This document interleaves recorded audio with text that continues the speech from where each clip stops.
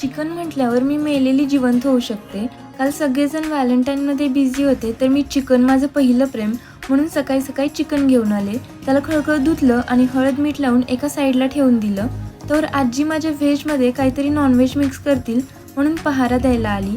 तोपर्यंत दीदीने उंडा मळून दणादण भाकरी करून घेतल्या आणि त्याच गरम तव्यात मी मसाल्याचे पदार्थ भाजून घेतले आणि मस्तपैकी घरगुती चिकन मसाला बनवला. नंतर कांदा, टोमॅटो आणि खोबरं कापून एकत्र भाजून घेतलं आणि त्याचं वाटण तयार केलं. मग तेलात सगळा मसाला छान भाजून घेतला आणि पाणी टाकून वाटणाचा कण न कण पुसून घेतला. नंतर त्यात तिखट मीठ टाकून चांगलं मिक्स केलं आणि मग आला चिकनचा नंबर. चिकन त्यात टाकून परतून घेतलं आणि गरम पाणी ओतून शिजायला ठेवलं.